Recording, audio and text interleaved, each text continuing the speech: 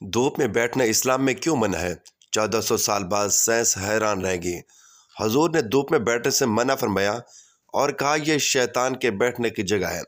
جدید medical science نے آج ثابت کیا کہ جو لوگ سردیوں میں کبھی دھوپ میں بیٹھتے ہیں تو وہ لوگ بسم اللہ الرحمن الرحیم حضور صلی اللہ علیہ وآلہ وسلم نے دھوپ اور سائے میں بیٹھنے سے کیوں منع فرمایا اور اس کے نقصانات کیا ہیں؟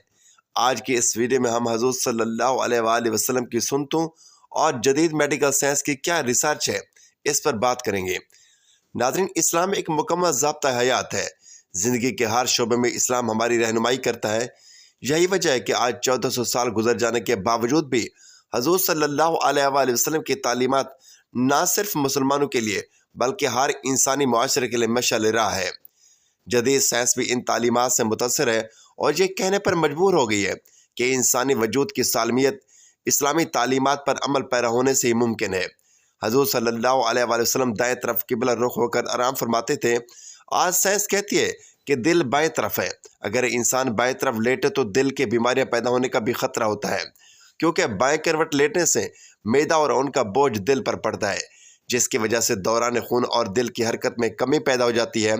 نیند کے بارے میں تجربوں سے یہ بات واضح ہوئی کہ جن مریضوں کو مسلسل دائیں کروٹ سلایا گیا وہ مریض بہت جلد صحت یاب ہو گئے، اور جن مریضوں کو بائیں کروٹ سونے دیا گیا وہ مریض بے چین ہی رہے۔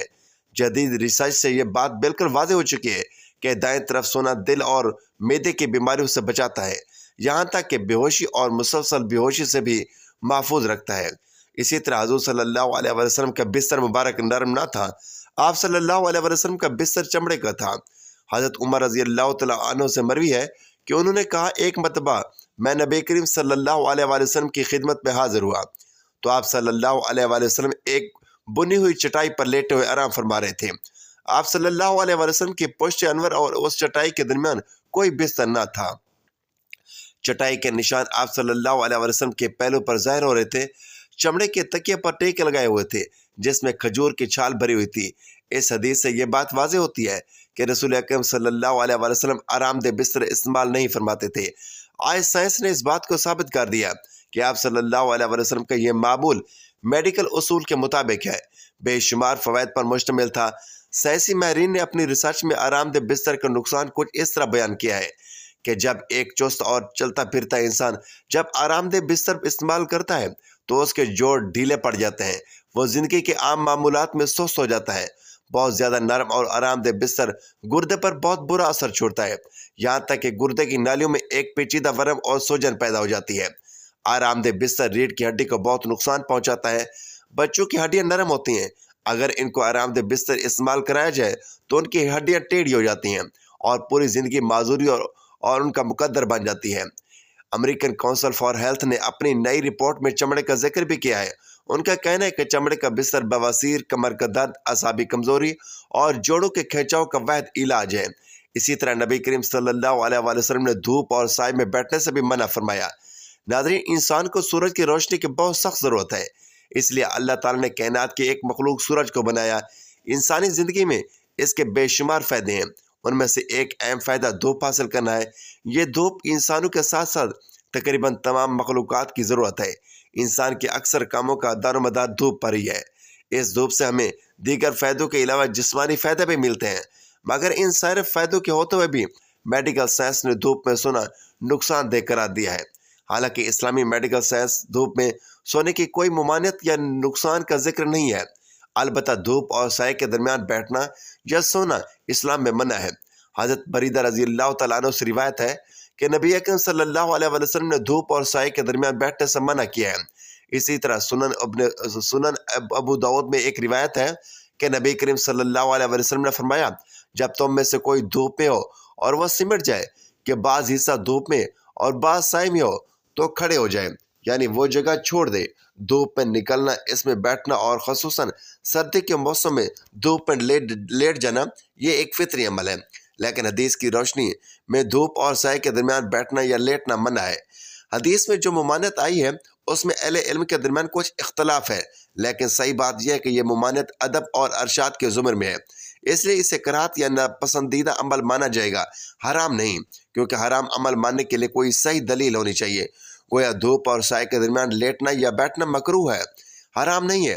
آدھا دھوپ میں آدھا سائے میں بیٹھنے کا طبی یعنی میڈیکل نقصان یہ بیان کیا جاتا ہے کہ میڈیکل سائنس یہ کہتی ہے کہ اس طرح کرنے سے انسان کے خون کی گردش میں فرق آ جاتا ہے، یعنی جو حصہ دھوپ میں ہوگا اس میں خون کی گردش تیز ہوگی، جبکہ جو حصہ چھاؤں میں ہوگا اس میں خون کی گردش آہستہ ہوگی۔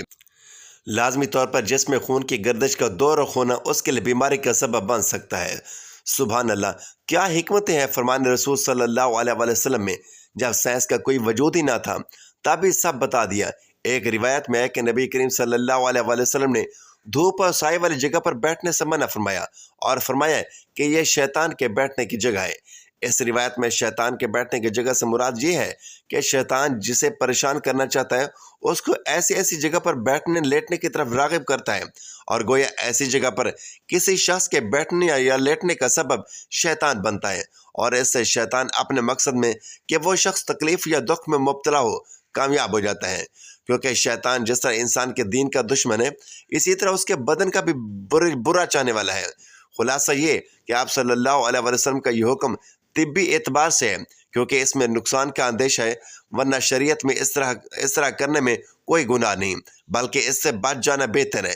یعنی یہ حکم واجبی اور تاکیدی نہیں ہے بلکہ مشفقانہ اور خیر خواہی پر مبنی ہے۔ اس طرح نبی کریم صلی اللہ علیہ وسلم نے اوندھے منہ لیٹنے سے منع فرمایا ہے کہ بیٹھنے کی جگہ ہے۔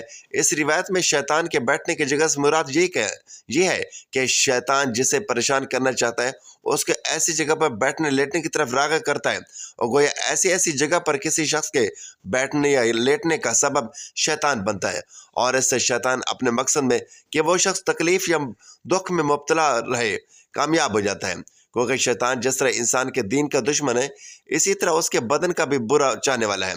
خلاصہ یہ کہ آپ صلی اللہ علیہ وسلم کا یہ حکم طبی اعتبار سے ہے کیونکہ اس میں نقصان کا اندیشہ ہے، ورنہ شریعت میں اس طرح کرنے میں کوئی گناہ نہیں بلکہ اس سے بچ جانا بہتر ہے۔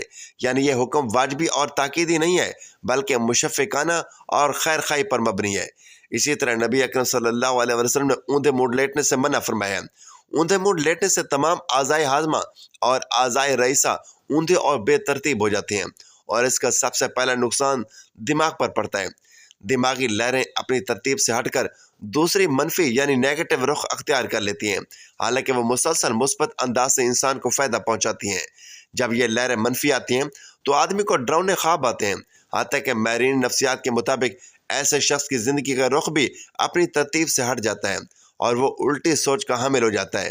اسی طرح حدیث میں زیادہ سونے سے منع کیا گیا ہے۔ زیادہ سونے سے بدن میں سستی اور کہلی پیدا ہوتی ہے جس سے دنیاوی کاموں میں حرج پڑتا ہے اور دین کو بھی تیزی سے نقصان پہنچتا ہے۔ زیادہ سونے سے غشی اور بے خوابی کے مرض میں اضافہ ہوتا ہے۔ زیادہ سونے سے آنکھوں کی بیماریاں خاص طور پر پپوٹوں کی ورم پیدا ہوتی ہے۔ زیادہ سونے سے بدخوابی کا مرض پیدا ہوتا ہے، اور بدخوابی کے مریضوں کے لیے تو زیادہ سونا سب میں قاتل سے کم نہیں۔ ناظرین، اللہ تبارک و تعالیٰ سے دعا ہے کہ اللہ تعالیٰ ہمیں نبی کریم صلی اللہ علیہ وسلم کے مبارک طریقوں پر عمل کرنے کی توفیق عطا فرمائے اور ہمیں نیکوکاروں میں شامل کرے، آمین یا رب العالمین۔ ناظرین، ویڈیو اچھی لگے تو ویڈیو کو لائک کریں، شیئر کریں، چینل کو سبسکرائب کریں، اور کمنٹ باکس میں اللہ تعالیٰ کے 99 ناموں میں سے ایک نام ضرور ٹائپ کریں۔ اگلے ویڈیو تک کے لیے اجازت دیجیے۔ اللہ حافظ۔